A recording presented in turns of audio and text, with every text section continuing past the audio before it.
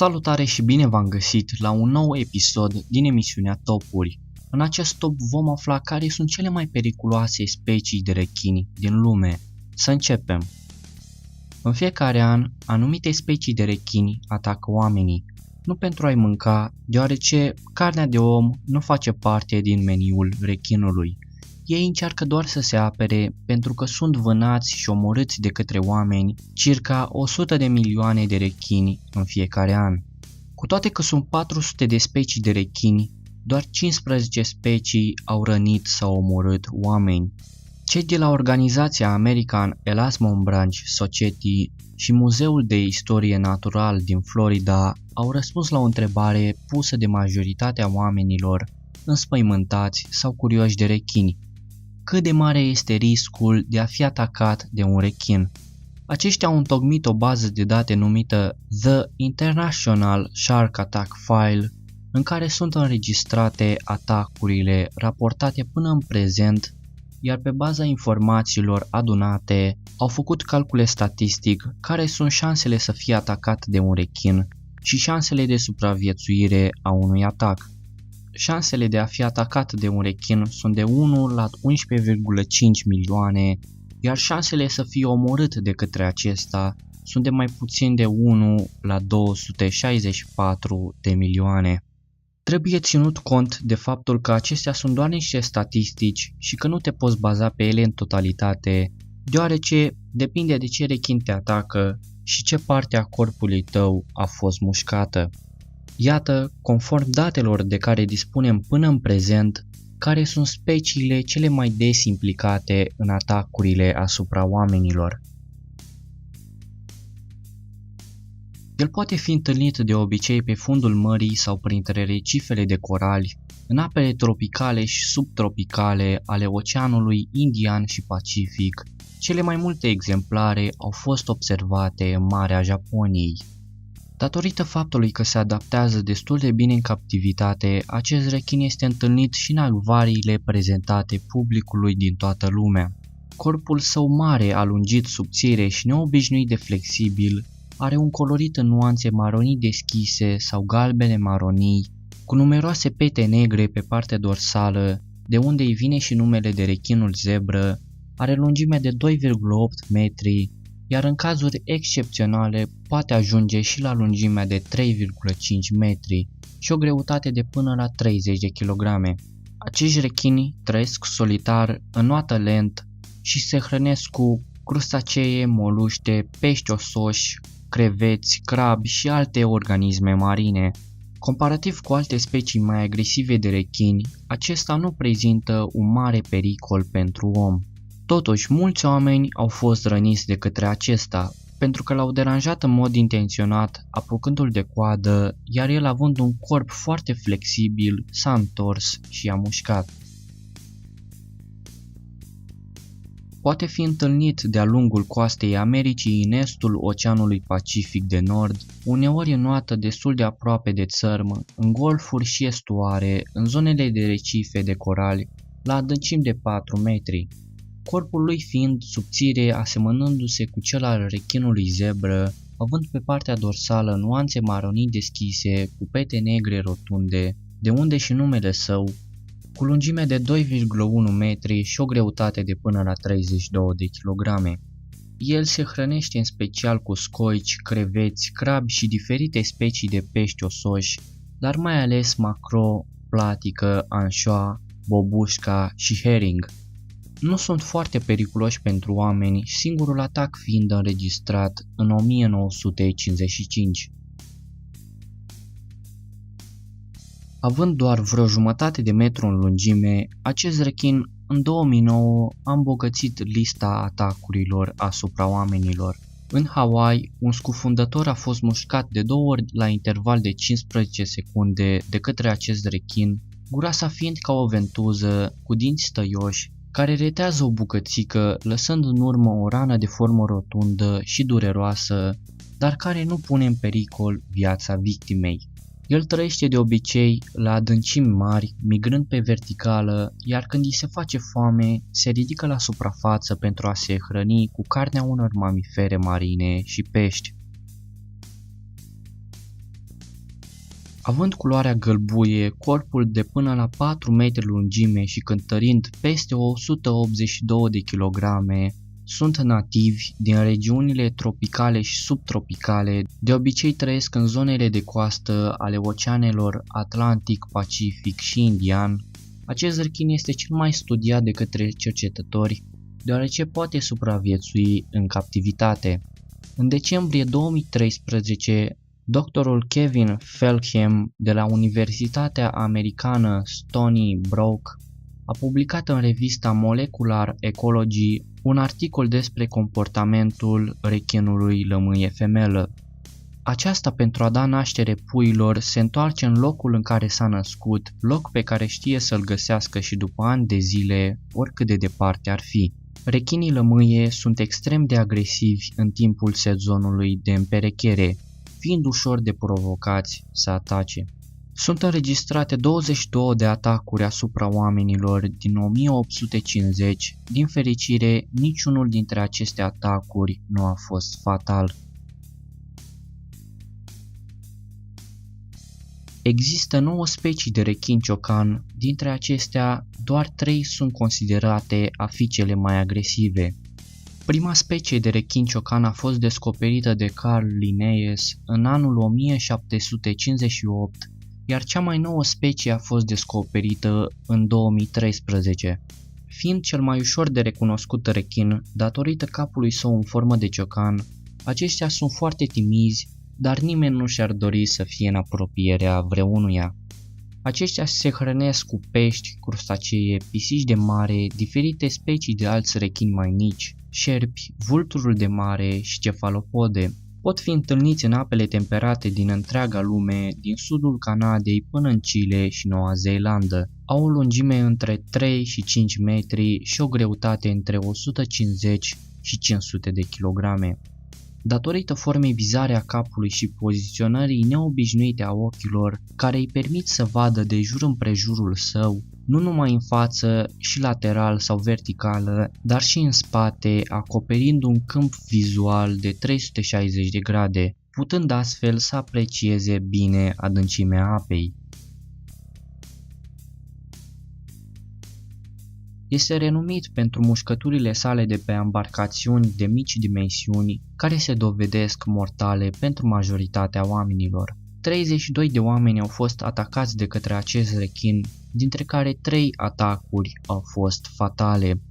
Poate fi întâlnit mai ales noaptea în mările Mediterană, Adriatică, Egee, Ionică, uneori și în Marea Nordului, insulele Azore și Capului Verde și în Oceanul Atlantic, având aproape 3,7 metri lungime, uneori ajungând și la 6 metri lungime, cântărind circa 105 kg. Culoarea corpului său este de un albastru cobalt strălucitor, fiind o specie pelagică, putând fi observat în largul oceanului, aproape de suprafața apei.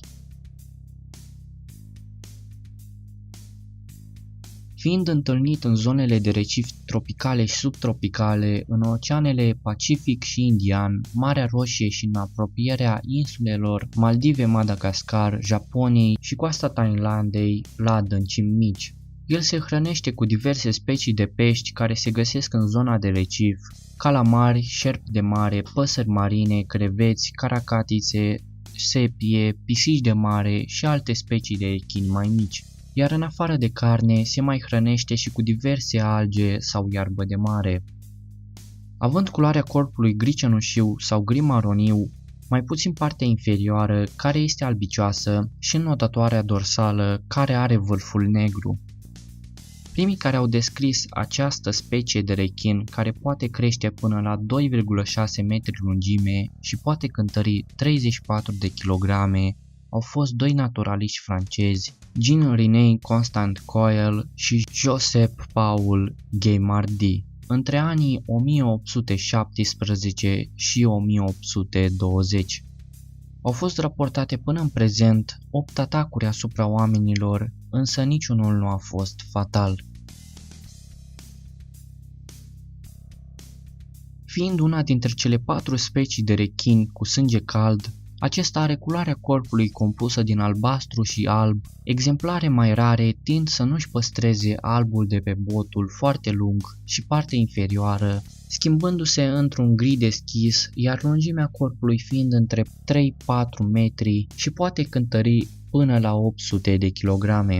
Acesta este foarte adaptat mediului pelagic, trăiește la adâncimi de până la 500 de metri și este întâlnit în apele tropicale și temperate ale oceanelor și în foarte multe locuri, printre care Australia, Argentina, Bahamas, Belize, Brazilia, Camerun, Egipt, Columbia, Cipru, Fiji, India, Hong Kong, Iran, Liban, Madagascar, Mexic, Monaco, Filipine, Portugalia, Taiwan, SUA și mai ales în sudul Californiei. El este un prădător foarte bun, cunoscut pentru salturile lui în aer de până la 8,5 metri și pentru viteza pe care o poate atinge când urmărește o pradă 80 de km pe oră, hrănindu-se cu calamari, țestoase, delfini, păsări, alte specii de rechini și în principal pești, ton, macro, herring, pește spadă, cod și somon. Au fost raportate până în prezent 42 de atacuri asupra oamenilor, dintre care 2 au fost fatale.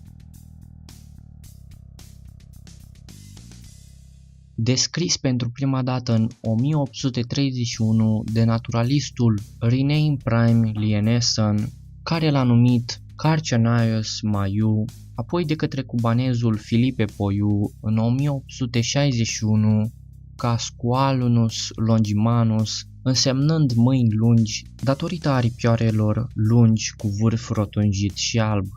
Având culoarea corpului variabilă în funcție de regiune, maro, albastru sau gri și ventrală alb, măsurând în lungime între 3-4 metri și cântărind 170 de kilograme, trăiește solitar în apele tropicale și temperate calde, hrănindu-se cu pești osoși, cefalopode, țestoase de mare, păsări, crustacee și cu cadavrele mamiferelor. Acesta până în secolul XVI a fost cunoscut de către marinari ca câinele de mare, deoarece acesta urmărea navele cu prudență pentru a se hrăni cu alimentele aruncate peste bord. Implicat în mai multe atacuri asupra oamenilor, datorită naufragierilor, cel mai mare măcel pe care l-a făcut acest rechin a fost în 1945, când a urmărit nava USA Indianapolis, care a fost scufundată de Imperiala Marină japoneză, omorând între 600 și 800 de marinari. Având dungi închise pe spate și în părțile laterale, iar culoarea corpului maroniu cenușiu pe spate și pe burtă este alb, lungimea fiind între 2,5 și 5 metri, cântărind de la 385 până la 1500 de kilograme. Acesta vânează noaptea, devorând orice îi iese în cale, chiar și metal. Trăind solitar, poate fi întâlnit în apele tropicale, subtropicale și temperate din jurul insulelor din Pacific și în Golful Mexic, America de Sud, Africa, China, Hong Kong, India, Australia și Indonezia. A fost descris pentru prima dată de Perron și Lesueur în anul 1822, numindu-l Squalunus covier, dar aceasta a fost schimbată mai târziu în Galeocerdo tigrinus. Astăzi, denumirea științifică este Galeocerdo cuvier. Acesta pentru a se hrăni cu pești, calamari, foci, șerpi de mare, delfini, alte specii de rechini, reptile, mamifere marine, cefalopode, broaște țestoase, crustacee, animale nevertebrate bolnave pe care le poate prinde cu ușurință, parcurge distanțe mari, atât în ape adânci cât și în cele mai puțin adânci, cum ar fi cele din apropierea plajelor. Este implicat în foarte multe atacuri asupra oamenilor, deoarece acesta umblă în ape mai puțin adânci, unde umblă și omul, întâlnindu-se mult mai des cu oamenii decât alte specii de rechini. În Hawaii a fost observat la adâncimi de numai 3 metri, iar el de obicei este observat în acea zonă la adâncimi de 6-12 metri. Are culoarea corpului gri închis și pete albe pe partea dorsală, iar pe burtă este alb, având lungimea corpului de aproximativ 6 metri și o greutate de aproape 2500 de kilograme, strămoșii acestuia atingând 8 metri în lungime și o greutate de 3324 de kilograme și aveau dinți de 16 cm. Este întâlnit mai mult ziua în Marea Mediterană, oceanele Atlantic, Indian și Pacific, de la tropice până la cercurile polare, înotând până la 900 de metri adâncime, hrănindu-se cu o largă varietate de pești osoși, alți rechini, păsări de mare, broaște țestoase, foci, lei de mare, vidre și alte mamifere. Fiind un prădător foarte bun datorită numărului mare de dinți pe care acesta îl are, 3000, și forței cu care poate mușca 10.000 de newtoni, vitezei pe care o poate atinge când urmărește o pradă 60 de km pe oră, atacând din spate, retezând o bucățică de carne care poate fi mortală pentru victimă datorită șocului și pierderii de sânge. Peste 116 oameni au fost atacați de către acesta, dintre care 67 de persoane au pierdut bătălia vieții lor cu acești imensi prădători, care nu își rod victimele, ci doar îi mușcă, însă această mușcătură poate fi superficială, lăsând doar câteva cicatrici, sau poate fi fatală dacă este plasată bine pe corpul victimei. Numele de rechin taur sau rechin bivol vine de la reputația de animal feroce și a corpului robust, îndesat, asemănându-se taurului, culoarea corpului fiind un gri închis pe partea dorsală, iar pe partea ventrală alb, fiind întâlnit în apele de coastă din zonele tropicale, subtropicale și temperate, în estuare sau pe coastele Asiei, Africii, Australiei sau Americii, atât în apele sărate cât și în cele dulci, datorită unor capacități de adaptare extraordinare, acest lucru făcându-i cei mai periculoși rechini din lume, atingând 3,5 metri în lungime și cântărind 318 kg. În Amazon a fost descoperit rechinul taur la 4 km departare de Atlantic, iar cu prilejul inundațiilor care au lovit Australia, odată cu apele ieșite din matcă, au venit și un număr mare de rechini taur, care au fost văzuți înotând pe străzile inundate ale unor orașe australiene. Acesta este un oportunist, hrănindu-se cu pești mari, păsări acvatice, delfini, alte specii de rechini mai mici, chiar și din propria specie și mamifere terestre. De multe ori au fost observați urcând râurile în căutare de bancuri de pești, vânând solitar uneori, dar și în grupuri mici pentru a încolți prada și a ataca mai ușor. După prima mușcătură, acesta continuă să muște prada până aceasta nu mai opune rezistență, iar dacă aceasta este atacat, recurge la o tactică de distragere a atenției urmăritorului prin vărsarea hranei din stomac pentru a scăpa. La fel cum am spus și la începutul videoclipului, trebuie luat în considerare că oamenii nu sunt o pradă naturală pentru rechini. Ei atacă oamenii din curiozitate sau pentru a se apăra, iar pentru a evita aceste cazuri trebuie să respectăm regulamentele de înot în ape date de autoritățile locale. V-am lăsat un link în descriere dacă sunteți curioși pe unde se plimbă rechinii marcați de cercetători. Cam atât a fost cu acest episod, sper că v-a plăcut. Dacă v-a plăcut, nu uitați să apăsați butonul de like, iar dacă nu v-a plăcut, nu uitați să apăsați butonul de like ca să mă simt eu bine. Mă găsiți și pe Facebook, linkul este în descriere, alături de alte 2 linkuri pe care le puteți folosi pentru a mă putea ajuta și până data viitoare v-am lăsat. Salut!